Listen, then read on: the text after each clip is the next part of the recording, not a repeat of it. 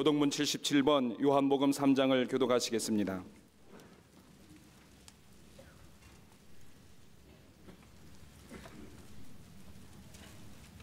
하나님이 세상을 이처럼 사랑하사 독생자를 주셨으니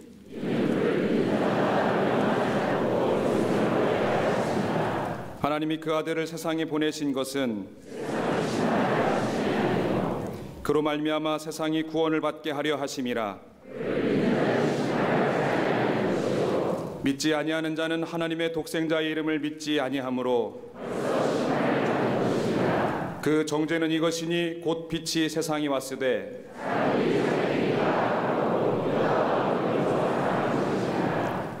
악을 행하는 자마다 빛을 미워하여 빛으로 오지 아니하나니 진리를 따르는 자는 빛으로 오나니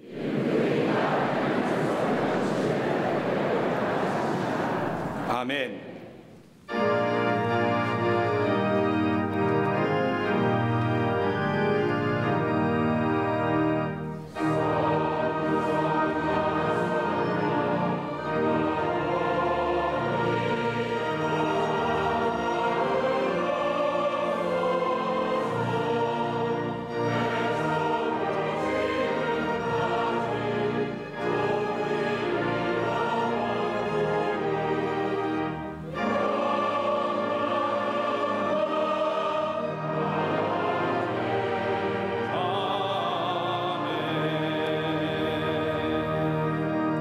전능하사 천지를 만드신 하나님 아버지를 내가 믿사오며 그 외아들 우리 주 예수 그리스도를 믿사오니 이는 성령으로 잉태하사 동정녀 마리아에게 나시고 본디오 빌라도에게 고난을 받으사 십자가에 못 박혀 죽으시고 장사한 지 사흘 만에 죽은 자 가운데서 다시 살아나시며 하늘에 오르사 전능하신 하나님 우편에 앉아 계시다가 저리로서 산자와 죽은 자를 심판하러 오시리라. 성령을 믿사오며 거룩한 공회와 성도가 서로 교통하는 것과 죄를 사하여 주시는 것과 몸이 다시 사는 것과 영원히 사는 것을 믿사옵나이다. 아멘.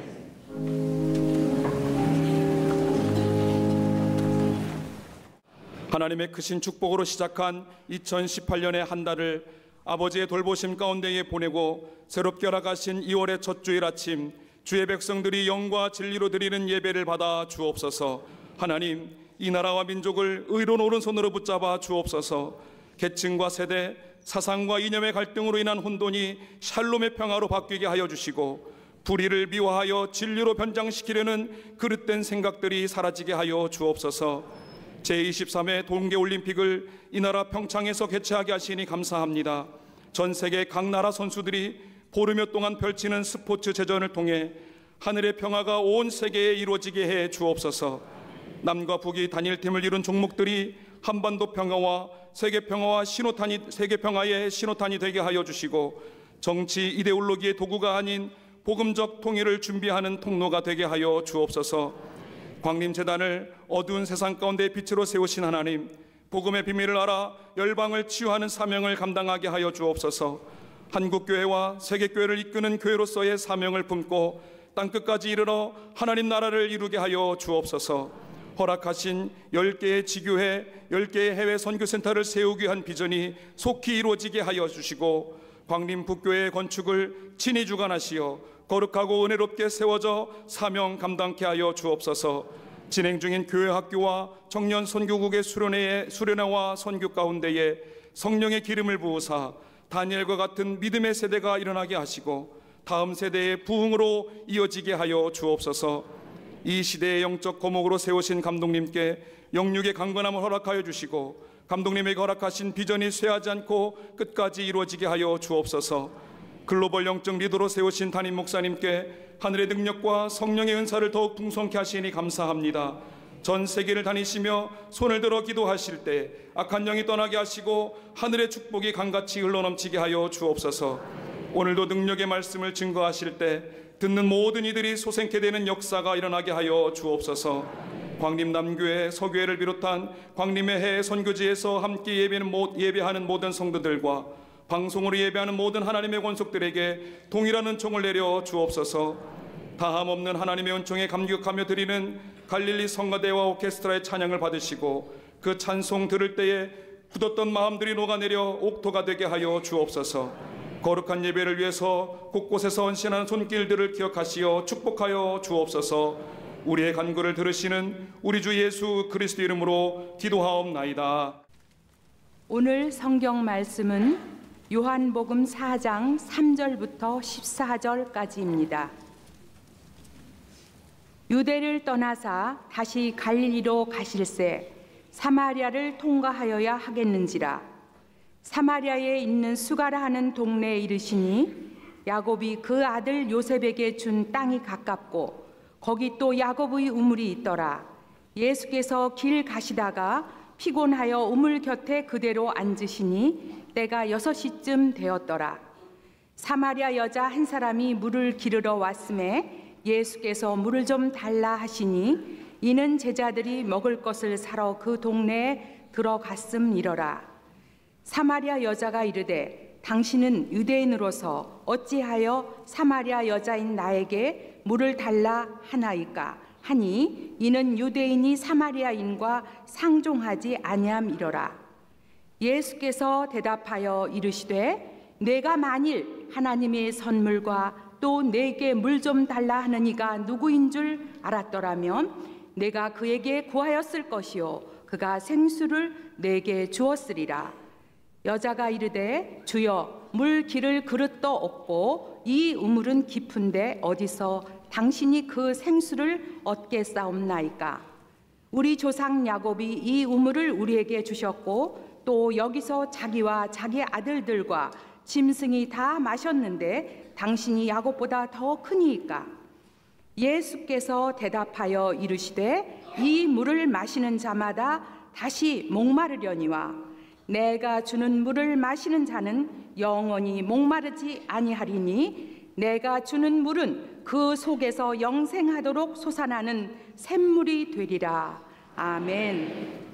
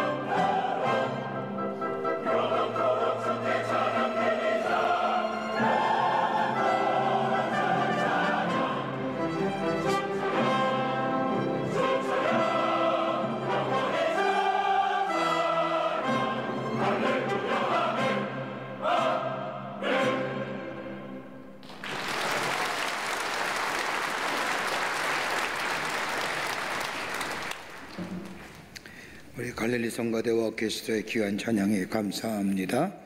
은혜 받았습니다. 많은 사람들이 기독교를 정의할 때 여러 가지 많은 말로 우리 기독교를 정의합니다. 사랑의 종교, 기적의 종교, 기쁨의 종교, 나름대로 체험하고 경험한 것을 바탕으로 기독교를 정의합니다. 그러나 기독교는 엄밀하게 말한다면 회복해야 하는 종교라 할 수 있을 겁니다. 치유함을 통하여 회복되어 그 안에 기쁨이 있고 사랑이 넘쳐나며 기적을 경험케 하는 종교가 우리 기독교입니다. 많은 기적과 이적을 기록한 공간복음서의 말씀을 보면 예수님의 기적과 이적이 약 3분의 1가량이 나타납니다.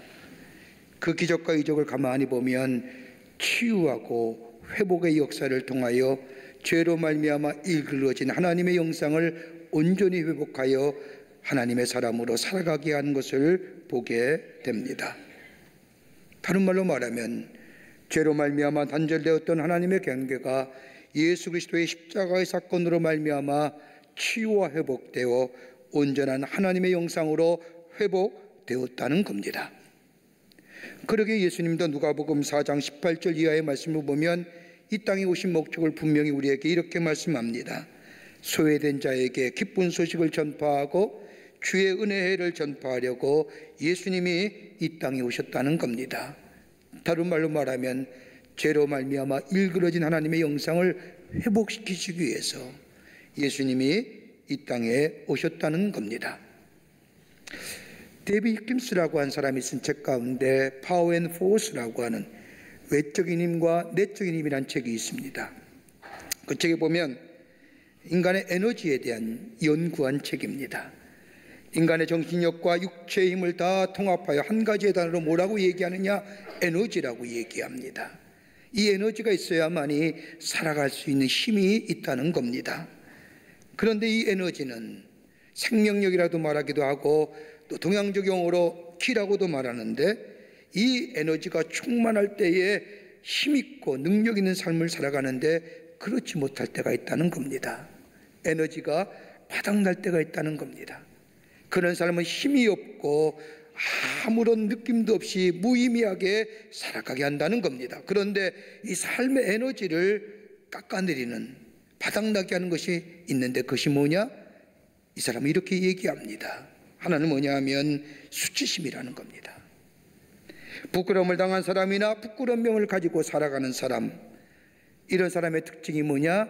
수치심을 가진 사람인데 이런 사람은 다른 사람을 만나기를 꺼려합니다. 자신도 살고 싶지가 않습니다.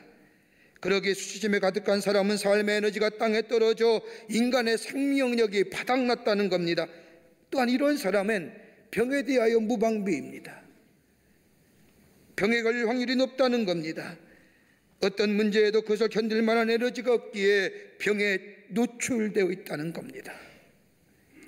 이게 삶의 에너지를 바닥치게 하는 겁니다. 또 하나 있다고 한다면 무기력함입니다.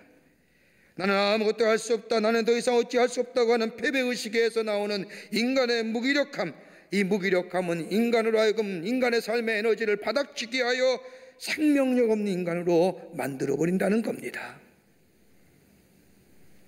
또 하나 있습니다. 슬픔이라는 겁니다. 슬픔이 상간의 삶의 에너지를 앗아갑니다. 여러분 가만히 보십시오.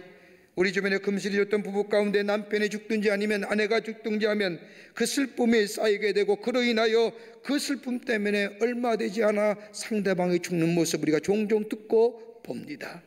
왜요? 슬픔이라는 것이 삶의 에너지를 앗아가기 때문에, 삶에 대한 의지를 빼앗아가기 때문입니다.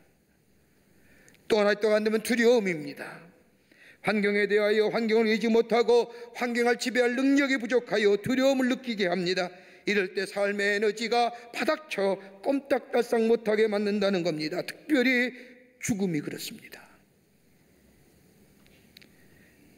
그런데 이러한 에너지 지수가 땅에 떨어지게 하는 수치심과 무기력함과 슬픔과 두려움인 것, 여러분 이걸 이겨낼 수 있는 것은 다른 게 아니라 누군가 다른 사람의 에너지가 그에게 공급될 때에, 신선한 에너지가 공급될 때에 땅에 떨어진 에너지를 새롭게 충전할 수 있어 생명력 있는 삶으로 살아가게 할 수 있다는 겁니다. 내가 스스로 하는 것이 아닙니다. 외부에서 삶의 에너지를 충족시켜 줘야 됩니다. 그런데 여러분, 인간의 에너지를 빼앗아버린 이런 이유들 가만히 보십시오. 어떤 이유입니까? 환경이고 외적인 이유입니까? 자신의 문제입니까? 아닙니다. 가만히 찾아보면 근원적인 문제가 있습니다. 다른 것이 아니라 하나님과의 관계성이 죄로 말미암아 단절됐습니다. 여러분, 창세기에 나온 에덴 동산의 기사를 보십시오. 아담과 하와가 에덴 동산에 살게 됐을 때에 하나님의 얼굴을 보며 하나님과 얼마나 하늘의 평강을 누리며 살았습니까? 그런데 하나님의 말씀에 불순종하여 죄가 그의 마음속에 들어올 때에 하나님이 두려워 숨지 않습니까? 단순히 숨은 게 아닙니다. 그건 단절을 얘기합니다. 심리적 단절이 있었기에 하나님에 대한 두려움이 생긴 거지요. 더 나아가 사회적 단절이 있기에 자신의 벗은 몸을 알기에 무화과 나무로 자신의 중요한 수치의 부분을 가려버렸잖아요. 더 나아가 육체의 단절로서의 슬픔과 죽음이 생겨났잖아요. 하나님과의 관계성이 단절될 때 비로소 우리 안에 수치와 무기력함과 슬픔과 두려움이 생기는 겁니다. 이걸 넘어설 수 있는 것은 다름이 아니라 내가 스스로 있는 것이 아니라 우리 안에 있는 근본적인 문제가 해결돼야만이 새로운 생명의 역사를 경험할 수 있는 겁니다. 여러분, 오늘 본문의 말씀을 보세요. 오늘 본문의 말씀을 죄라는 단어를 다루지 않고는 오늘 본문의 말씀을 이해할 수도 없고 이야기할 수도 없는 주제입니다. 여러분, 일반적으로 죄라, 죄인이라고 하면 종교적이고 문화적인 선입관이 붙어있을 뿐만 아니라 예수를 믿고 구원받은 우리들조차도 죄라고 하면 왠지 마음이 별로 편치 않음을 보게 됩니다. 그래서 외국의 신학자들과 외국의 목사들은, 어떤 목사들은 교회 강단에서 죄 얘기하지 말라는 겁니다. 왜 교회에 오서 사람들의 마음을 불편하게 하게 만드냐는 겁니다. 그러나 죄의 문제를 다루지 않고는 우리 마음에 진정한 하나님이 주신 샬롬의 축복을 누릴 수 없습니다. 예수님 당시도 보세요. 죄라는 단어, 죄인이라는 단어, 이런 단어는 다른 사람을 소외시키거나 대상화할 때에 사용되었음을 보게 됩니다. 이 단어는 도덕적이고 윤리적인 우위를 차지하여 있다고 하는 사람들이 다른 사람을 정죄하는 데 사용됐습니다. 근데 여러분, 성경 말씀을 가만히 보세요. 의인 없다고, 하나도 없다고 얘기합니다. 다 죄인입니다.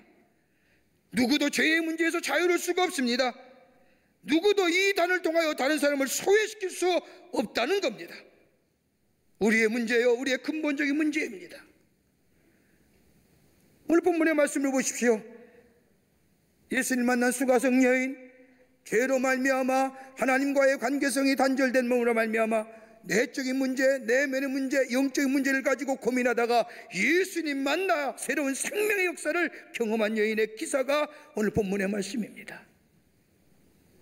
우리의 삶 속에 생명적 에너지가 있어야 되는데, 세상을 이길 수 있는데 어떻게 해야 우리 안에 생명적 에너지를 가지고 생명의 역사를 창조해가며 살아가는 하나님의 백성의 삶을 살아갈 수 있을까요? 오늘 본문의 말씀을 통해서 몇 가지 함께 말씀을 나누며 은혜를 받고자 합니다. 첫째는 생명수가 되시는 우리 예수님이십니다. 생명수가 되신 우리 예수님이 인간의 갈급함을 해소해 주십니다. 오늘 본문의 말씀을 보세요. 예수님께서 제자들과 함께 유대 밖 사마리아를 통과하고 계셨습니다.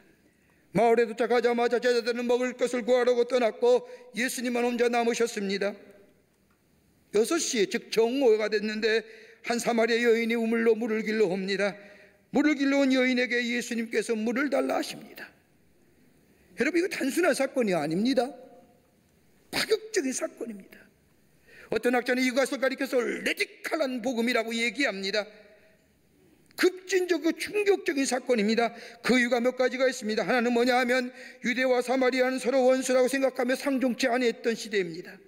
수세기 전 유대인들이 정복자들에 의해서 바벨론으로 끌어갈 때에 끌려가지 않은 남은 자들이 그 사마리아 지역의 가나안 사람들과 결혼하여 만든 지역이 사마리아 지역입니다.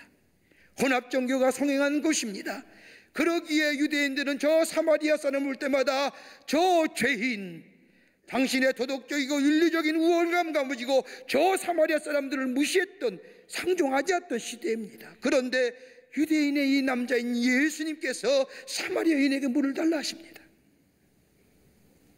더 나아가 또 하나의 파격적인 사건은 유대인의 남자들은 공공장소에서 모르는 여자들에게 말을 거는 것, 이 당시에 관습을 어긋난 겁니다.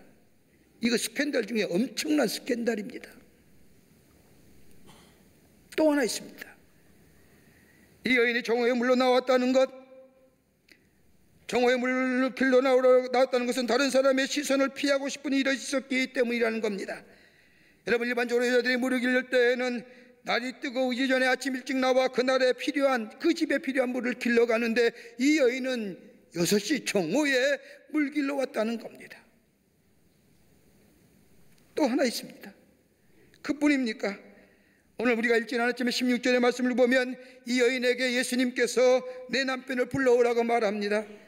이러한 예수님의 말씀에 이 여인이 내 남편 없습니다라고 대답합니다. 그때 예수님께서 내가 남편 5이 있었으나 지금 있는 자는 내 남편이 아니니 내 말이 참되도다라고 말합니다. 5번 남자 결혼한 여인입니다. 기구한 운명의 여인이지요. 남편이 5이 있었다는 것, 흔히들 인간적인 욕구나 인간적인 정욕에 대하여 가득 찬 부정한 여인이라고 말하지만 여러분, 이 여인은 그런 여인이 아닙니다. 예수님 당시에 5번 결혼했다는 것, 5번 이혼했다는 것 가능한 일입니까? 여러분, 율법서의 말씀을 보세요. 남자와 여자가 살면서 이혼할 것, 여자가 남편에 대하여 이혼을 요구하는 것 딱 하나입니다. 남편이 불륜을 저질렀을 때에 이혼을 요구할 수가 있습니다. 그런데 남편은 여자에게 이혼을 요구할 것이 너무너무 많습니다. 빨래 못해도 이혼 사유입니다. 빨래 잘 하셨어요? 요리 못해도 이혼 사유입니다. 음식 잘 못 만드시잖아요. 시간을 어겨도 이혼의 사유입니다. 이혼당할 사유가 너무너무 많습니다. 5번이나 결혼했다는 이유가 뭡니까? 5번이나 이혼당했다는 것, 다시 말해 거절당했다는 거예요. 철저하게 남자에게 거절당한 여인입니다. 여러분, 거절당한 마음 아십니까? 거절당하면 얼마나 수치스럽습니까? 얼마나 상심이 생깁니까? 마음에 수치와 상심감 생기면 자존감이 상실되고, 이 자존감이 상실되면 삶의 방향을 잊어버리고, 삶의 방향성이 있을 때의 목적성이 상실될 뿐만 아니라 성취감이 없기에 열정이 사라지고 삶의 에너지가 바닥나는 거예요. 이런 사람에게 뭘 얘기하면 뭐래요? 도전적이고 반항적으로 대답하지요. 철저하게 소외된 사람 됩니다. 말을 걸어와도 반항적이고 도전적이 됩니다. 예수님이 물이 달라고 하는 여인, 사마리아 여인으로 도덕적으로 버림받은 여인이요, 완전한 아웃사이드요, 소외된 사회 속에서도 소외한 사람입니다. 그런데 이 여인에게 예수님께서 내게 물을 달라고 하는 것은, 여러분, 이거 레디컬한 겁니다. 인종의 장벽을 넘는 겁니다. 문화의 장벽을 넘는 거고, 젠더, 성의 장벽을 넘는 거고, 도덕적인 장벽을 넘는 거고, 관습의 장벽을 넘는 겁니다. 여러분, 복음이 왜 레디컬한 줄 아십니까? 왜 급진적인 줄 아십니까? 문화와 인종과 성과 도덕과 관습과 문화를 넘어서기 때문입니다. 그러기에 복음은 온 세상의 기쁜 소식입니다. 그러기에 물을 달라 합니다. 예수님이 물을 달라 하자 이 여인이 얘기합니다.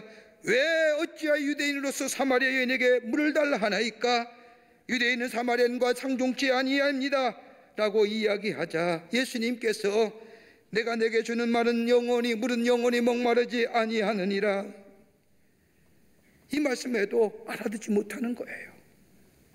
그러자 15절의 말씀에 보면 주여 이런 물을 내게 주사 목마르지도 않고 여기 물 길러오지도 않게 하옵소서. 그냥 내면의 수치와 상실감만 좀 해소하게 해달라고 하는 이 얘기에 채워지지 않는 공허감 가운데 있는 여인이 예수님께 이것만 좀 채워지게 해주십시오라고. 내면의 깊은 목마름의 표현입니다. 여러분, 아무리 좋은 음식을 배불리 먹을 수 있다 할지라도 물이 없으면 살 수 없지요. 여러분, 우리 주변에 얼마나 생수가 많습니까? 조금만 가도 물 구할 수 있잖아요. 천박한 땅과 저 사막이나 저 아프리카에 보면 물이 없어서 고생하는 사람이 얼마나 많은지요. 흘러가는 구정물 저 짐승과 사람이 함께 먹는 사람들이 얼마나 많은지요. 그러기에 생수의 물의 소중함, 여러분, 과학적인 분석에 의하면 인간이 가지고 있는 피의 90%가 물이랍니다. 뇌의 80%가 물이고 살의 75%가 물입니다. 여러분, 살할 때 이거 물살이야, 이렇게 물 맞는 얘기입니다. 75%가 물이에요. 하나님이 얼마나 우리를 과학적으로 만드셨는지 모릅니다. 물로 우리의 몸의 체온이 조절이 됩니다. 여러분, 더우면 물이 땀으로 바뀌어 배출되어 우리의 몸의 온도를 조절하지 않습니까? 추우면 물을 보호하도록 땀구멍을 막아 땀이 배출되지 않게 하셔 우리의 몸의 온도를 조절케 하시지 않습니까? 그렇게 물처럼 소중한 거 없어요. 생수처럼, 생명수의 소처럼 중요한 것이 없습니다. 물이 생명이듯이 생수라고 하는 것이 아니라 바로 예수님이 우리의 생명수가 되어주신다는 겁니다. 그러게 요한복음 7장 31절의 말씀을 보면 누구든지 목이 마르거든 내게로 와서 마셔라. 나를 믿는 자는 성경의 이름같이 그 배에서 생수의 강이 흘러나리라. 목이 마르든 내면에 갈증이 있거든 내게로 오라. 내게 주는 물을 마셔라. 그리하면 내가 목마름이 해소될 것이라고 예수님이 당신 스스로가 생명수가 되심을 우리에게 말씀해 주십니다. 누구든지 예수께 오기만 하면. 밖에서 일어나는 삶에 의존한 삶에는 심오한 영혼의 만족이나 더 나아가 행복과 만족을 얻을 수 있는 생명수의 기쁨이 없다는 겁니다. 오직 예수 안에만이 우리의 내면의 목마름을, 내 갈증을 해소할 수 있는 생수의 기쁨이 있습니다. 그러게 내게로 오라는 겁니다. 여러분, 유명한 미국의 가수인 마돈나라는 분 아실 겁니다. 마돈나가 어떤 책에서 지나가다가 아티클을 하나 읽었는데 거기서 그런 이야기를 해요. 마돈나가 얘기하기를 나는 엄청난 의지의 소유자이지만 내 모든 의지는 늘 끔찍한 열등감을 극복하는 데 있습니다. 그러면서 얘기하기를 나의 삶의 동력은 평범한 데에 대한 두려움에서 옵니다. 난 아무것도 안 하는 게 두려운 거예요. 많은 사람들이 나를 좋아하고 나를 유명한 사람이 되었는데 불구하고 내가 대단히 위대한 존재임을 다른 사람에게 증명해야 합니다. 그러면서 그 아티클 밑에 그 사람이 이렇게 썼습니다. 마돈나에서 성공이란 자신의 중요성과 가치를 느끼게 해주는 마약과 같은 것이기 때문에 성취감이 있다 할지라도 금방 사라지기에 또다시 마약처럼 복용해야 된다는 거예요. 이게 세상의 것이라는 거예요. 마시면 마실수록 갈증을 느끼게 합니다. 채워지지 않는 갈증들, 신기루 같은 거지요. 그때는 내게 채워질 것 같지만 채워지지 않는 갈증, 이런 우리의 삶을 향하여 예수님 자신이 우리의 생명수가 되신다는 거예요. 내 내면의 깊은 갈증들, 목마름들이 해소되시면 내게로 오라. 다시 말해 예수께 나오기만 하면, 예수 안에 있기만 하면, 예수가 내 삶의 주인임을 고백하기만 하면 내 안에 내면의 문제가, 내면의 목마름이 해결될 수 있다는 거예요. 메마른 심령들, 상한 심령들, 내면의 갈증을 해소시키기 위해서 우리 예수님이 이 땅에 육신 입고 오셨다는 겁니다. 이 예수를 구주로 받아들이고 고백하는 자마다 우리 안에 생명수의 기쁨이 넘쳐나고 생명의 에너지를 소유하는 하나님의 복된 백성이 되는 줄 믿습니다. 두 번째는 예배하는 자에게 참된 회복이 경험됩니다. 예배하는 자에게 참된 회복을 경험케 하십니다. 오늘 본문의 말씀을 보십시오. 사마리아 여인에게는 내면적인 문제와 영적인 문제가 있었습니다. 내면의 문제, 채워지지 않는 이 갈증, 예수님 만난 순간에 이 문제가 해결됐습니다. 그런데 또 하나의 문제가 있습니다. 영적 문제입니다. 19절의 말씀을 보십시오. 새로운 주제를 가지고 예수님과 대화합니다. 이 여인이 예수님께 묻습니다. 우리 종사는 저 그림신 신산에서 예배하는데 유대인들은 저 예루살렘에서 예배하는 것이 참된 예배라고 합니다. 어떤 예배가 참된 예배입니까? 이런 질문에 23절의 말씀을 보면 아버지께 참으로 예배하는 자들은 신령과 진정으로 예배할 때가 오나니라고 말씀하시면서 하나님은 영이시니 예배하는 자는 신령과 진정으로 예배할지니라 하십니다. 여러분, 21세기 가장 관심 있는 게 뭘까요? 많은 사람들이 경제, 경영 이런 얘기합니다. 여러분, 요즘에도 21세기에 가장 관심 있는 게 뭐냐면 경제도 경영도 사회도 문학도 다른 것이 아니라 영성입니다. 스피리추얼리티입니다. 영의 문제입니다. 왜 영적인 것에 관심이 많으냐? 다른 것이 아니라 이성과 과학이 우리의 삶의 문제를 해결해 줄 줄 알았는데 그렇지 않다는 겁니다. 과학과 이성이 발전하면 발전할수록 인간의 성의 황폐성과 더불어 더 나아가 종교적인 상상력을 고결시켰다는 겁니다.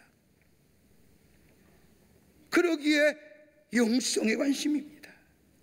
여러분, 과학과 이성이 얼마나 우리의 삶을 편리케 하긴 했지만 우리 안에 종교적인 상상력 고갈시켰다는 거예요. 한 번에 제가 어떤 곳에 전화할 일이 있어 전화하는데 자동 응답기가 틀어진 겁니다. 1번 누르세요. 1번 눌렀더니 1, 2, 3, 4 또 나오더니 그 중에 번호 누르세요. 또 눌렀습니다. 그랬더니 또 누르라는 겁니다.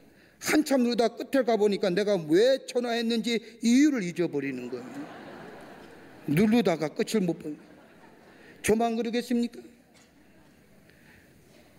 도대체 내가 왜 전화했는지 이유를 모르는 거예요. 저는 목사가 의심만 하면 안 되는데 인터넷에서 예약하면 이거 정말 되는 걸까? 물론 요새는 다시 문서로 프린트해서 오긴 하지만 여러분, 가장 좋은 방법이 뭘까요? 편리하긴 하지만 얼굴 페이스 투 페이스 하는 게 가장 좋은 해결 방법 아닙니까?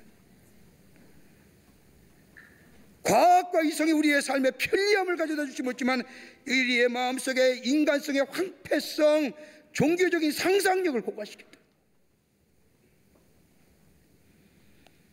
여러분, 우리는 영적인 존재입니다. 영이 살아야 됩니다. 영이 살 때 우리의 정신이 살고 우리의 정신이 살 때 우리의 영체가 삽니다. 우리의 영이 산다는 것은 하나님의 생기를 하우가 우리의 삶 가운데 꿈틀거려야 됩니다. 이 꿈틀거리의 역사는 다른 것이 아니라 예배하는 자입니다.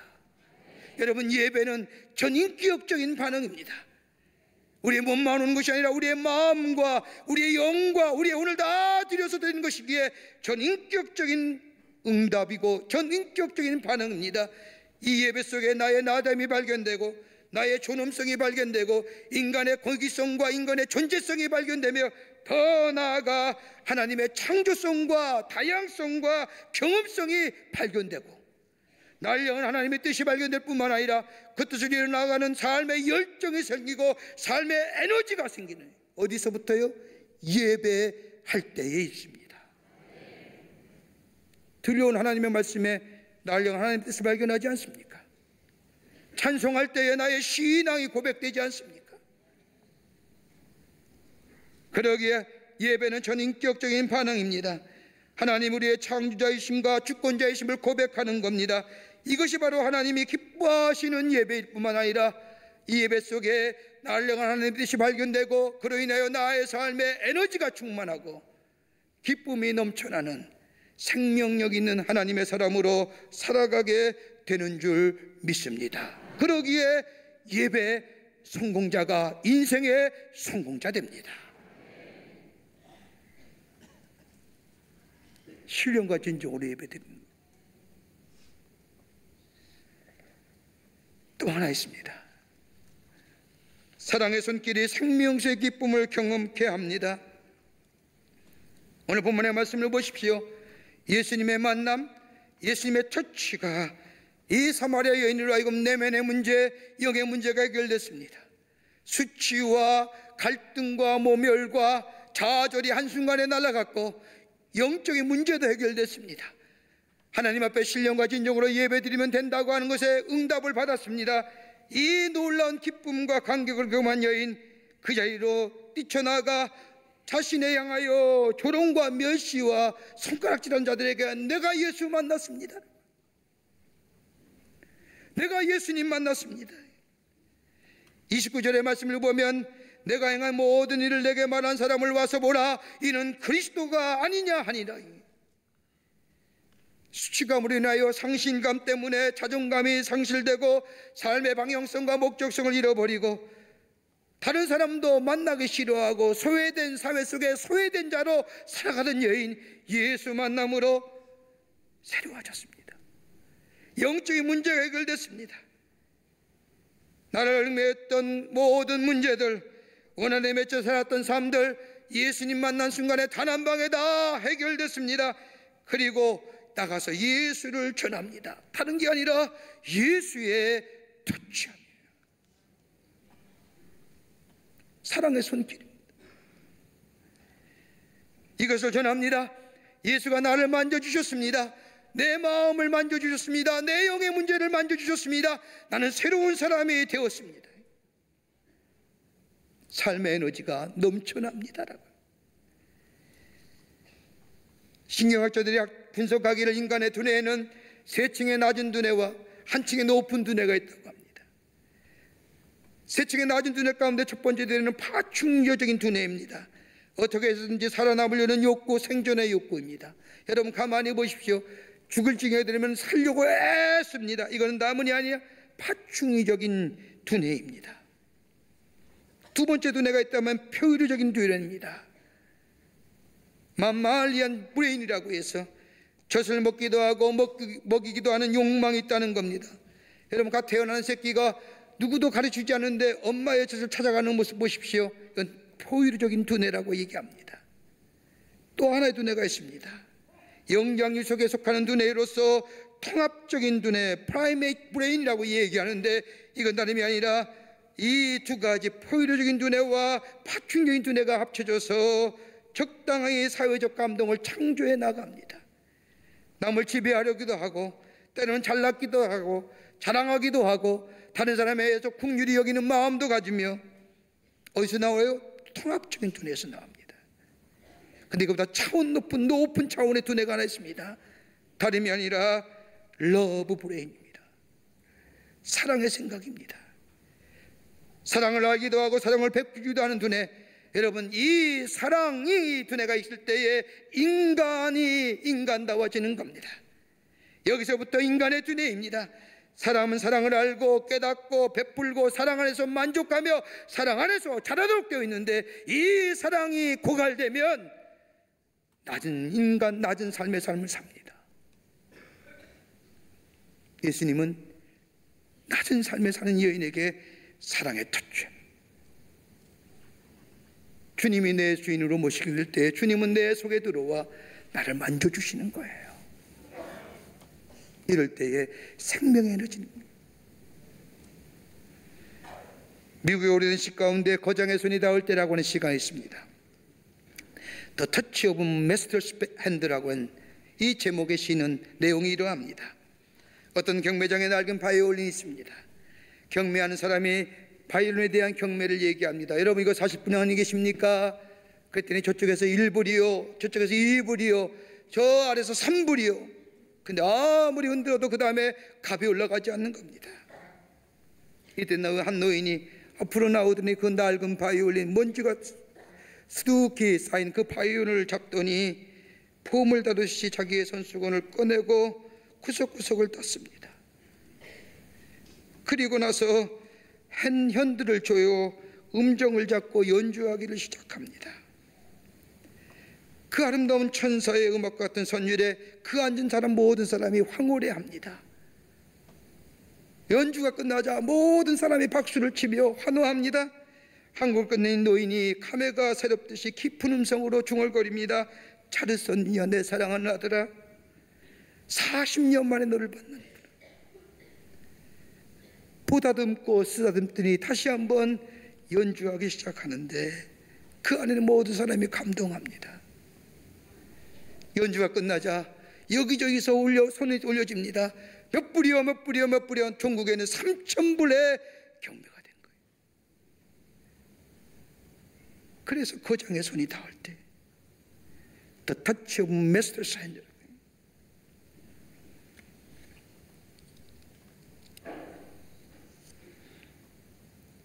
다른 게 아니라 다정의 손이 닿을 때에 새로워진다는 거예요. 질글 같은 우리의 삶 아닙니까? 깨어지기 쉽고 상처받기 쉽고 수치와 좌절과 자존심의 상실과 어떻게 우리 내면의 문제 해결돼요? 어떻게 하나님 앞에 예배 드려야만이 정말 하나님이 기뻐하시는 예배, 전인격적인 반응돼요? 어떻게 해야만이 내 마음에 새로운 생명의 역사를 매일매일 경험할 수 있을까요? 예수를 내 삶의 주인 모시고 그럴 때 주님이 내 상처 만져주시고 나를 새롭게 하실 뿐만 아니라 하나님 앞에 예배할 때에 우리 안에 새로운 생명적 에너지, 생명의 역사가 넘쳐나고 창조와 다양과 경험성 속에 주의 사람으로 살아가는 복된 인생이 되는 줄 믿습니다. 이런 역사가, 이런 은혜가 여러분과 저 가운데 넘쳐나기를 주의 이름으로 축원합니다. 하나님 감사합니다. 사랑하시고 지키시고 인도해 주셨는데 잊어버리고 살 때가 참 많았습니다. 주님, 저의 마음속에 주인 오셔서 저의 마음을 만져주시고 그로 인하여 주님 앞에 신령과 진정으로 예배하는 자 되어 하나님의 새로운 창조와 다양성과 경험하여 주 앞에 영광 돌리는 저희들 되게 하여 주시옵소서. 성령이 도우시고 인도해 주실 줄 믿으며 예수님의 이름으로 기도하옵나이다. 아멘.